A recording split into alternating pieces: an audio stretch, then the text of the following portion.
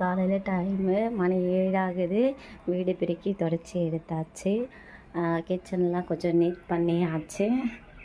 இனிமேல் தான் ஸ்டார்ட் பண்ணணும் வேலையை. டீக்கு தான் வச்சுருக்கேன், அடுப்புக்கு மூட்டணும். இது எல்லாமே க்ளீன் பண்ணியாச்சு. இது வந்து நேற்று சாதம் தண்ணி ஊற்றி வச்சுருக்காங்க. இது வந்து குடிக்கிறதுக்கு சுக்கு வெல்லம் வைப்போம் இல்லையாங்க, அந்த தண்ணி. இப்போ அடுப்பை மூட்டிட்டு இதை தான் வைக்கணும். நேற்று சாயங்காலமே சித்தி வந்துட்டு அப்பத்துக்கு போட்டுட்டாங்க கடையில் டிஃபனுக்கு.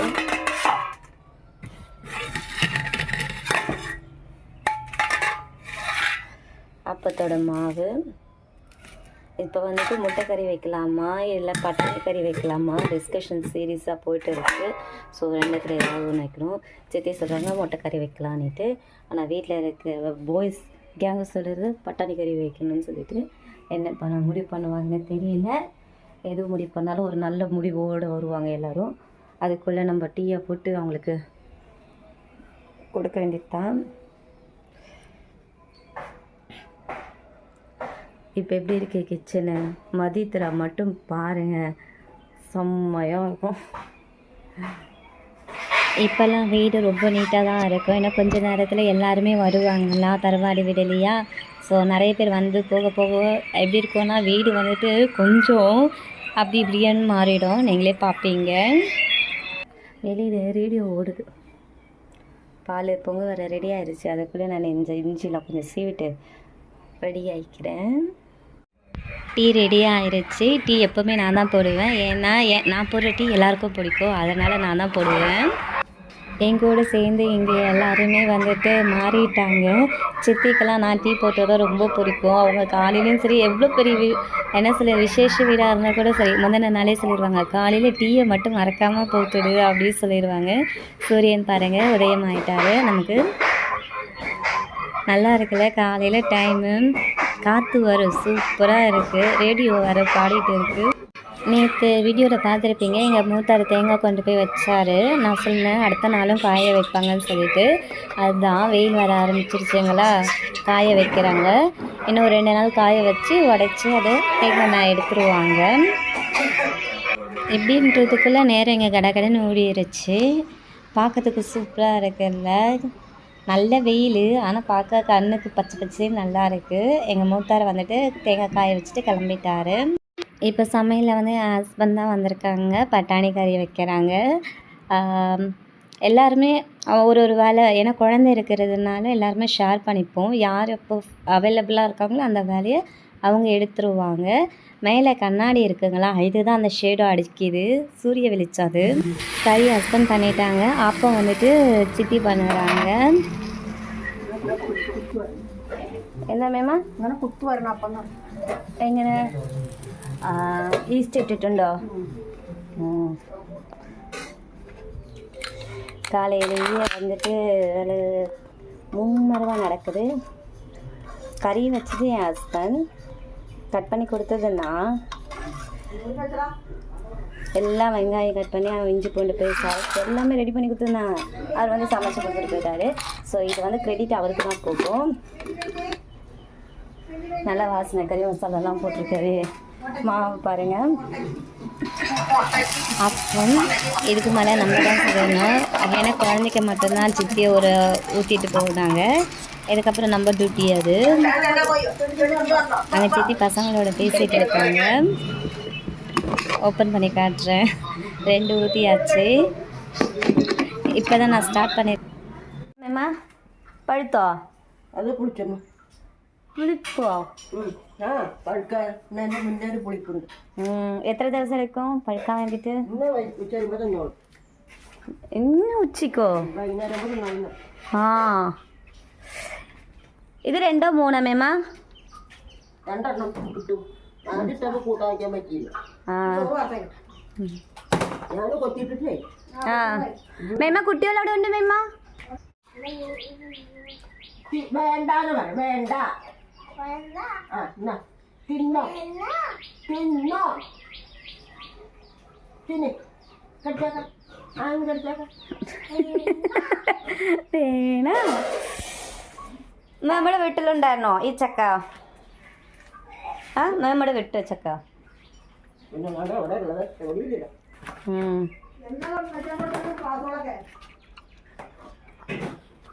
എന്താ മേമ എത്ര എണ്ണം കൊടുക്കും മേമ? എനിക്ക് ചക്ക എത്ര എണ്ണം കൊടുക്കുന്നുണ്ട്? മതിയോ? എനിക്ക് ഒന്നും മതിയായിട്ടില്ല മേമ, എനിക്ക് 2 എണ്ണം വേണം. കുട്ടികളുണ്ടല്ലോ, കാറിൽ കൊണ്ടുപോകും. ഞാൻ എനിക്ക് മാത്രം ചോദിക്കുന്നുണ്ട്, രാജേഷ് ചേട്ടനക്കല്ലേ, എനിക്ക് മാത്രം.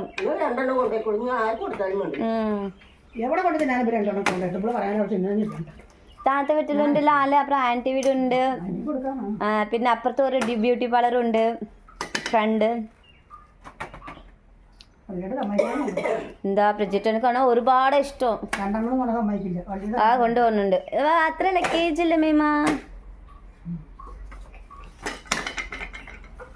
நான் வந்துட்டு 2 கேட்டேன். ஏன்னா வீட்டுக்கு வருவாங்க இல்லையா ராஜேஷ் அண்ணா, அந்த அண்ணாக்கும் ஒன்று எடுத்துகிட்டு போயிடுவாங்க. ஸோ நாங்கள் வந்து அக்கம் பக்கத்தில் இருக்கவங்களுக்கும் கொஞ்சம் ஷேர் பண்ணணும் இல்லையா, கேரளாவிலேருந்து போகும்போது. அப்போ வந்து 2 கேட்டேன், 2ம் கொடுத்தாங்க. ஒன்று வந்துட்டு நாங்கள் வெளியில் கொடுத்துட்டோம், ஒன்று தான் நாங்கள் வந்துட்டு எடுத்தோம். അപ്പം ഉണ്ടാക്കിയോ ചെയ്യാനല്ലേ പറഞ്ഞു. പിന്നെ ഇപ്പം എന്ത് ചെയ്യാനാ?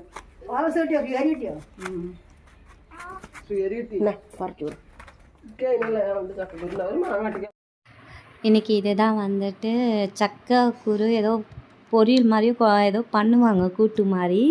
அதுக்கு தான் ரெடி பண்ணிக்கிட்டே இருக்காங்க எங்கள் மாமியாருங்க. അതിൻ്റെ ഉള്ളിൽ വേറെ പാത്രങ്ങളില്ല. ആ കഴിക്കുന്നത് പുറത്തേക്ക് അത് തിന്നിട്ടുണ്ടെങ്കിൽ 50 ദിവസമായി. അതും കൂടി എല്ലാം കൊടുക്കണ്ടാക്കി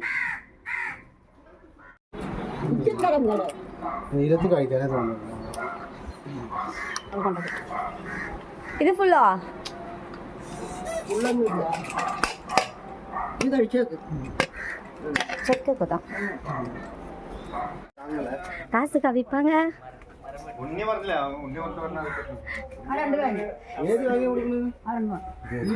കുരുമുളക് മറ്റൊരു മാത്രം കൊടുത്താ പോരാ? മറ്റൊരു മാത്രം കൊടുത്താ പോരാ? ഇതെന്താണ്?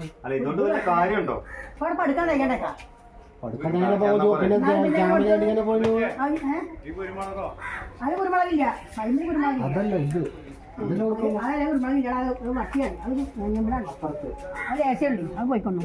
അത് മുറിക്കുമ്പോഴാണ് കുരുമുളക്.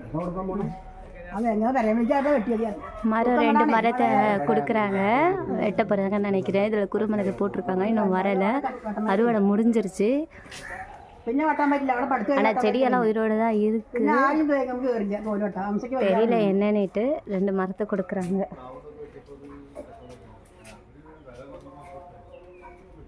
ഞാൻ കഴിഞ്ഞ കൊല്ലം കച്ചവടമാക്കി പോയി. അന്ന് ഉണ്ണി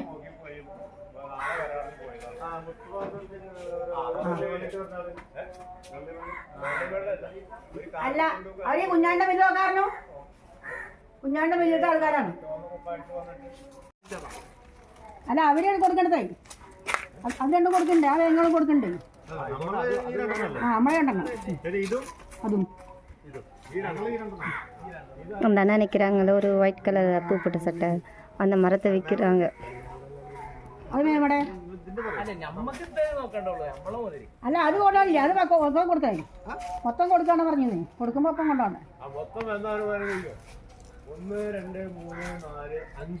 ആ, അത് അവരാണ്. ഇത് ഇന്റെ ഇടും. ആ, ഇത് 2 ഞങ്ങളുടെ ഉള്ളൂ. മറ്റേ അവര് വില പറയും.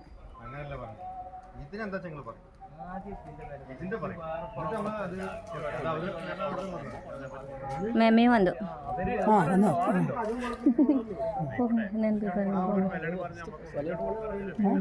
நீங்க கொடுக்குறீங்களா மரத்தை? விற்கிறீங்களா? இப்படியும் பண்ணுவாங்களா? വെട്ടണം. പിന്നെ പഠിക്കുമ്പോൾ വെട്ടാൻ പറ്റില്ല. പിന്നെ തേങ്ങ ആരും കയറൂല്ല. എമ്പില് ഇനി അംശം കയറില്ല.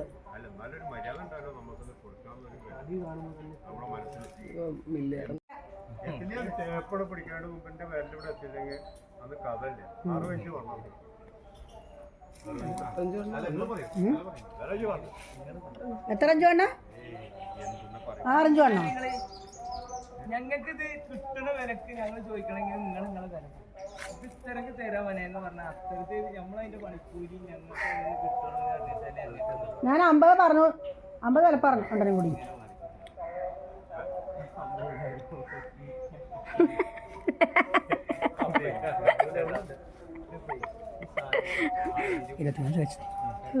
മനസ്സിലായി. 250.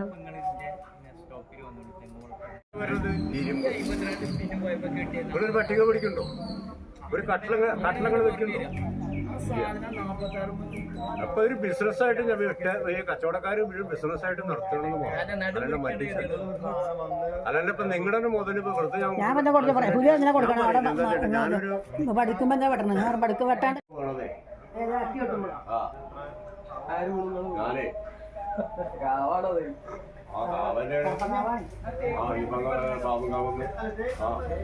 വഴി ഒരാളെ പിടിച്ചിങ്ങനെ കിടക്കായിരുന്നു. അതിന് ഞാൻ പോയിട്ട് ഓള് പുതിയ നമ്മുടെ കണക്കാക്കും. പിന്നെ മേമ പറയും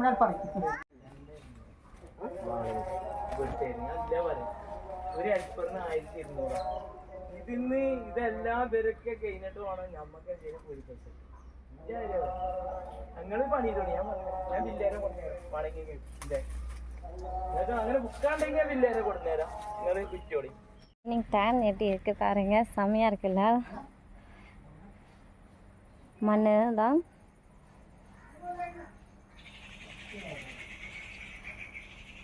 இப்போ மணி பார்த்தீங்கன்னா கரெக்டாக 6:45, 6:45 காமிச்சிருச்சு. 6:45. செம்ம பிஸியாக இருந்தோம். இங்கே வந்துட்டு எல்லா ஃபங்க்ஷனும் அட்டன் பண்ணிட்டோம். சரி பண்ணி முடிச்சிட்டோம். பாப்பாவோட பர்த்டே, மொட்டை அடிக்கிறது எல்லாமே முடிஞ்சிருச்சு. ஸோ நாங்கள் வந்தது அதுக்கு தான். ஃபைனலி அது முடிச்சிட்டோம் வெற்றிகரமாக. அதோடு சென்னை தான் கிளம்புவோம். வரும்போது எங்கள் மச்சனை கூட வருவாங்க. எல்லாம் நல்லபடியாக முடிஞ்சுது.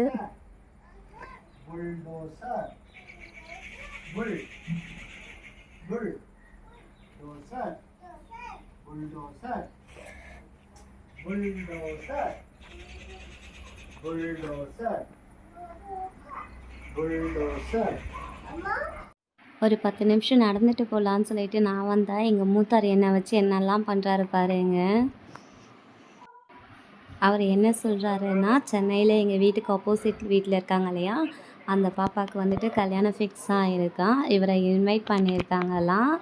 ஆனால் எங்களுக்கு தெரியல, அவங்க கிறிஸ்டின்னு. அதை தான் அவர் சொல்கிறாரு. ஸோ அதுக்காக அவர் சென்னை வருவாராம் மேரேஜ் பார்க்குறதுக்காக. எனக்கு தெரியல, அதை தான் நான் சொல்லும்போது ஆப்போசிட் வீடு உனக்கு தெரியலையா அப்படின்னு சொல்கிறாரு. ஆமாம் அப்படின்னு சொன்னேன் நான். டிசம்பரில் வரதான் மேரேஜு. ஸோ வந்து பார்த்துட்டு விஷ் பண்ணிவிட்டு வரலான்னு இருக்கேன் அப்படின்னு சொல்கிறாரு. அவங்க வாட்ஸ்அப்பில் இன்வைட் பண்ணியிருக்காங்க, அதை தான் சொல்கிறாரு அவர். நைட்டு 9:30 மணிக்கு எனக்கு எங்கள் மூத்தாருக்கு நடக்கிற கான்வர்சேஷன் இது. நடுவில் ஒரு பூனை ஒன்று குறுக்கால வர போயிடுச்சு. அந்த பூனையை தான் எங்கள் மூத்தார் கமான் வான்னு கூப்பிட்டுட்டு இருக்காங்க. அது ஓடி போய் ஒளிஞ்சிக்கிச்சு. எப்போவுமே எங்கள் மூத்தார் வந்துட்டு ஒரு நைட்டு 2-3 வாட்டி வந்துட்டு விசிட் அடிச்சுட்டு போவாங்க.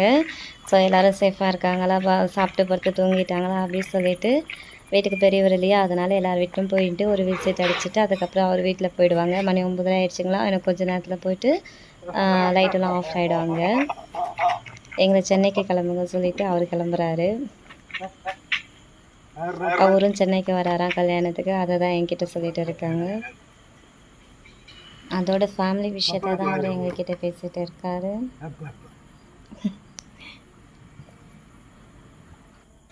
இதோட இன்றைக்கி ராத்திரி கான்வர்சேஷன் எங்களுக்கு முடிஞ்சிச்சு. அடுத்த நாள் தான் ஸ்டார்ட் ஆகும். நீ சாப்பிட்டு படுத்து தூங்கு, நானும் சாப்பிட்டு தூங்குறேன்னு சொல்லிட்டு கிளம்பிட்டாங்க. இப்போ வீட்டில் யாரும் இல்லை, இனிமேல் தான் வருவாங்க. வெளியில் போன பாய்ஸ் எல்லாம். நானே சித்தி பசங்க தான் இருக்காங்க. சித்தி தூங்கிட்டு இருக்காங்க. எழுந்துப்பாங்க ஒரு 9:30க்கு மேலே. மறுபடியும் எழுந்துட்டு டின்னர் வேலை ஓடும்.